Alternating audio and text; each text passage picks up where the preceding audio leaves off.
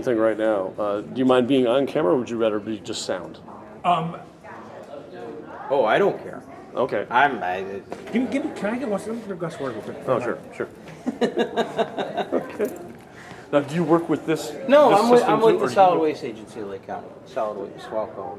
Oh, right. Swampo, yes. We used to do some collections out in the parking lot a couple of years ago. I remember that. I Yeah, remember electronics, and we did Yep. a chemical one that. years I ago. remember bringing by a dark purple bottle with some. Yeah, there you go. chemical. That was It's a like, chemical collection. what's Yeah, that? we did a few of those in the day. Our budgets have been a little strapped, so now we've downsized to just doing the collections in our office. Okay, would you want to talk a little bit about Swalco until he's done with the work? Sure I could. Okay. Sure I could. Well, do you mind being on camera? No, Okay, so this is this is me again. We're here with Peter Adrian, Yes. and is with Swalco. Yes, Solid And- Waste Agency of Lake County. Does that help? Yes, it So I'm does. Pete Adrian. I'm with the Solid Waste Agency of Lake County. We're an intergovernmental agency in Lake County. Our offices are in Gurnee. We work with all the municipalities in Lake County. We've got 41 municipalities that are members of our board. Voting members, they set our budgets, create our agendas, give us direction as to what we should be doing. But our primary focus is to help the local governments manage their waste streams for the residents and their businesses alike. So we help out with trash hauling contracts, recycling contracts. We do our household chemical collection program throughout the county to reduce the toxicity of the material in our waste that's going to landfill. We run a residential electronics program where we take old televisions, computers, anything basically with a cord or a battery. We'll take it and have it recycled. So those are a few of the things we do. Have you heard of a company? And there might be more than one, but one that's familiar to me is called Gazelle.com, where they take small electronics Yep. and you tell them the condition, and they'll send you a check. Right. Gazelle, I think, is kind of based around the cell phone business. Yeah, small But gadget. they do things, some yeah. other things now, like MP3s and the flips and stuff like that. That people are looking for. They can't maybe afford a new one or don't need a new one. They want to buy a used one, or they end up putting them out into the market in some other countries too. So they have a lot of different projects that they do. But yeah, it's a web-based company. There's a few other ones out there like that. We don't necessarily manage or do anything with them, but I do occasionally get people calling asking about, hey, I got something that still works. I don't really want to recycle it. You got any ideas for me? Certainly, I'll recommend take a look out of the internet. There's companies that'll buy your technology. There's also websites out there like FreeCycle or Craigslist, or those kind of tools are out there too. Even there's still some local advertiser newspapers that go around the community. If you've got something you don't want any money for it, they'll allow you to put a classified ad in for free.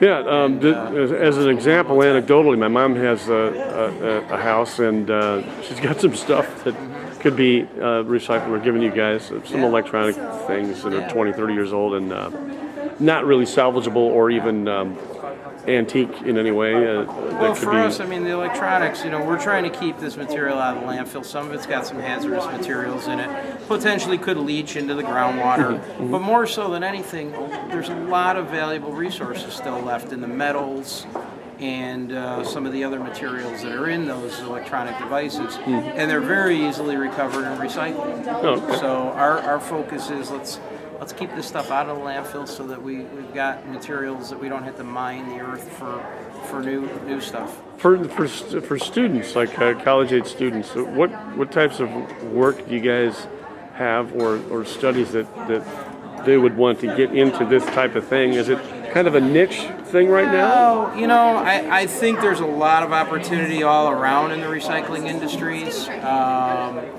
But I would recommend a general studies degree in environmental focuses. It certainly doesn't hurt to have background in economics. Maybe a little, having the hard sciences are important too. Even some of the political science stuff is real important in these days because, a lot of what we do has to do with politics. Trying to get your way and get the things done that need to get done. Right. So understanding those those types of specialties or disciplines, I think make for a better rounded person. You know, so hopefully that would help a little bit. And what, give an anecdotal example. How would one get rid of an old General Electric refrigerator? What's the proper? Because The refrigerators the are a waste little bit of a guys won't problem. take it. Yeah. Now, if it's an old fridge and it's still running in your house, ComEd's got a program where they'll come and pay you to take it out. They give you, I think, $35 as long as it's got to be an old model fridge, Right. because those are the more energy inefficient, and it's got to be working, and you got to pledge that you're not going to replace it. So assuming you do all those things, Well, I would imagine $35 they'll isn't give you much of a 35 replacement bucks. cost. No. But they'll haul it out of your garage as long as you can get it up to your basically your garage or your driveway. They'll pay you to take it. And that's a program that's funded through the ComEd program. We as utility payers, we end up actually funding that a little bit. But bottom line is that's one option. There are some scrap companies that will go around and pick up your old refrigerator for you. We recommend you work with somebody that's reputable, that's going to evacuate the coolants from the refrigerator before they scrap it. So in other words, that's something they don't do that on your premise. That's something where they take I would and they're prefer reputably they wouldn't, but they're reputably known as taking it, Yeah. doing that proper work, I mean, and there then are scrapping. some guys that are in the HVAC business. They'll come out and they can evacuate on the premise if you want. They should tag it saying that it's been properly evacuated before it gets scrapped. Then it could go to a metal scrap yard. Right. At that point. At that point, Now, absolutely. what about the possibility? And this is just something that again, another anecdote that I happen to know, that some school and community and professional theaters need a prop as a refrigerator Right, as a prop. right. So they don't need the compressor. They might need the tubes as a look, Yeah. but even those can be made out of plastic and painted. Yeah. So they don't need the compressor. They might need to have a working light, which they can fashion. Is it legal for an air conditioning person to evacuate on premise and then remove that compressor from that piece? Yeah, so that it can I then don't be- see why not. By that Okay. point, it's just scrap. So Okay. there's no real regulatory on that issue. All right.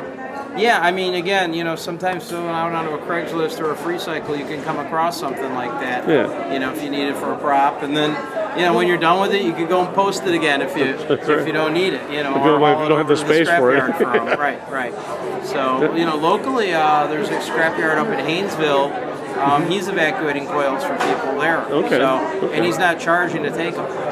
So I think it's called Clearview Recycling. It's Okay. 120. It's good to know. Haynesville. Actually. Yeah. I mean, we refer some people over to him once in a while too. Yeah. But there's other scrapyards in the county that can certainly help as well. Is there anything specific to Swalco that most people wouldn't know that you guys do? That there's something that I never thought of that. We're the best kept secret in Lake County. Yeah, I mean, obviously the household chemical waste collection program is something a lot of people don't know about. But we can take your old oil-based paints, old prescription medications, anything that's poisonous or corrosive, or basically basic household cleaning chemicals. We're able to accept all that material, and we have a program that's funded through the Illinois EPA that allows us that they actually cover the cost of the proper handling and disposal of those materials. So they'll neutralize things, they incinerate some things, and a lot of stuff they still can recycle. So, Wow. Yeah. Okay. That's good to know. Thank you very much, Yeah, sir, you're for welcome. speaking with CLC Radio. Sure. As a matter of fact, would Yeah, that's what I was going to Auto Parts pause City, it. if somebody came in with a refrigerator, would you be able to take it? No, we would not be able to take a Okay. refrigerator. Just checking. Oh, look, I gotta, If somebody came in with a car, It's we would be able scrap metal though, but I just